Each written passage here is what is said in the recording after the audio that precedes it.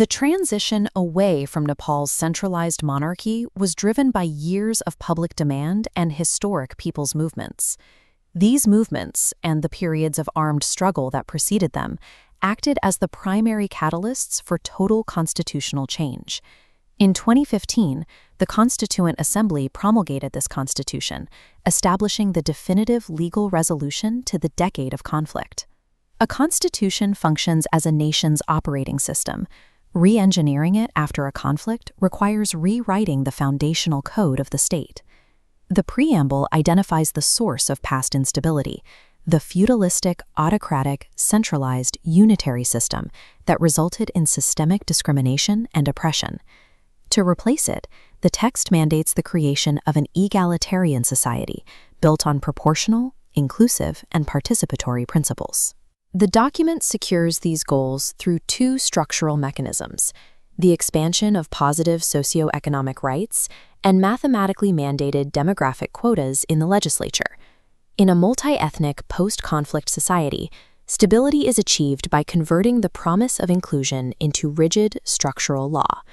Traditional negative rights protect you from state interference. Positive rights are different. They create enforceable obligations for the state to provide resources to its citizens. Part 3 of Nepal's constitution creates a broad set of these obligations, establishing a new baseline for what the state owes its people. Article 31 mandates compulsory and free education. Article 36 guarantees food sovereignty. Article 37 adds the right to housing. By including these, the state accepts a specific physical and infrastructural burden. Targeted protections in Article 40 go further, specifically mandating that the state provide land and settlements for the landless Dalit community. To support these measures, Article 18, the right to equality, includes a specific legal anchor for affirmative action. Clause 3 explicitly allows for special provisions to protect the socially or culturally backward, including Dalit, indigenous nationalities, Madesi, Taru, and Muslims. These rights function as a fiscal mandate. They require the state to actively redistribute resources to fulfill its constitutional identity. Delivering these rights requires a new architecture. The preamble identifies the old, centralized center of power in Kathmandu as a historical barrier to equality. Article 56 breaks this concentration of power, dividing the state into 3 distinct levels: the federation, the province, and the local level. The Constitution uses Schedules 5 through 9 to define where authority lies. These schedules categorize exclusive and concurrent powers, locking in jurisdictional boundaries to prevent conflict between different levels of government. Article 60 ensures these levels have the fiscal capacity to exercise their power by distributing specific sources of revenue across the federation, provinces, and local levels. An independent National Natural Resources and Fiscal Commission manages these transfers, ensuring the distribution remains balanced and transparent. For any authority not specifically listed in these schedules, Article 58 assigns those residuary powers to the Federation. Federalism in Nepal is a legal tool designed to ensure no single group can ever again control the entire state apparatus. The success of this system depends on who sits in the federal legislature and how they are chosen. Article 84 outlines a House of Representatives consisting of exactly 275 members. 165 of these seats are filled through a traditional first-past-the-post system, where voters choose candidates from their local constituencies.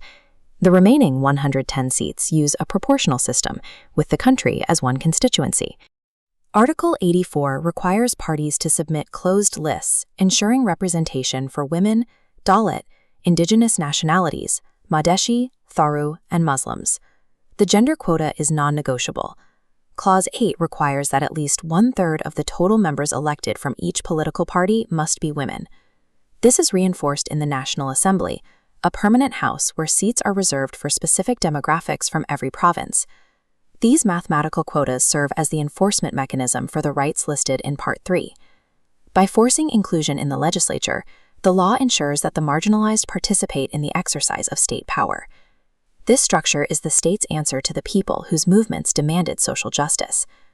The Nepali Constitution is an interconnected system where the electoral math of Part 8 protects the social justice obligations of Part 3.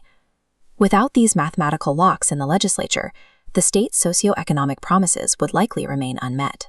By embedding these requirements in the legislative structure, the document replaces philosophical trust with mandates that are difficult to bypass. This approach moves beyond the traditional unitary model, using cooperative federalism to ensure that power is shared across different levels of society. Ultimately, the Constitution of Nepal functions as a mechanical solution to the historical marginalization of a multi-ethnic state. The result is a permanent mechanism for peace, where the law itself forces the state into a system of mandatory inclusion.